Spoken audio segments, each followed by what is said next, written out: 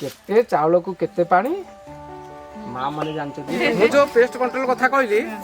से गंधपत्र बा ये प्रकृति देइछि हमु किनु चिन्हिले से भण कहउथिले चिन्हिले औषध न चिन्हिले कप्पा कांगुरिया मक्का ताती थाउ थाउ पक्का गछ हां सुनारी गछ धन्यवाद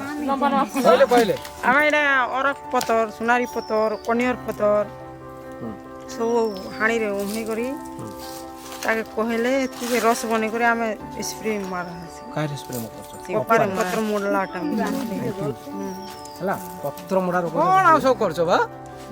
डा मार कप्पा कांगुरिया मक्का से ताती थाउ था पक्का से कोन खरा थिबा आगा से चाष करी मंजे लगले हुए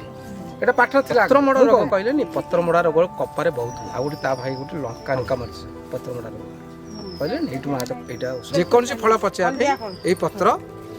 थोई देबा ताने फल थोई दा ये पाचे एटा खाइला हम देह को भल ए जो कार्बाइड स्प्रे करा होची हेरा हम कार्बाइड एटा नेचुरल कार्बाइड नहीं तम सब भाग मापडा आपन पाखरे अछि हमटु अधिक ज्ञान आपण को सी अनुमंगे ज्ञान आमे एजिटे पत्र नेबा कोको पत्र न पिता पत्र गंध पत्र अठा पत्र हला अठा पत्र की पिता पत्र से जान देले गंध पत्र हां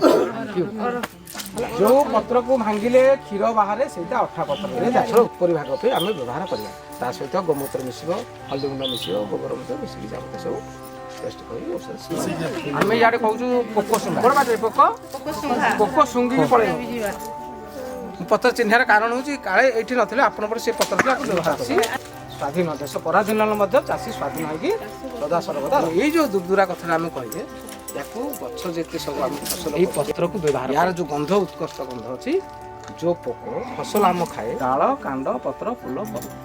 विभिन्न प्रजातिर पोक सुंगी खाऊची है कि बासना बारिकी खाऊची कि चाखी खाऊची कि फोड़िकी खाऊची कि काटिकी खाऊची कि शोषिकी पत्र व्यवहार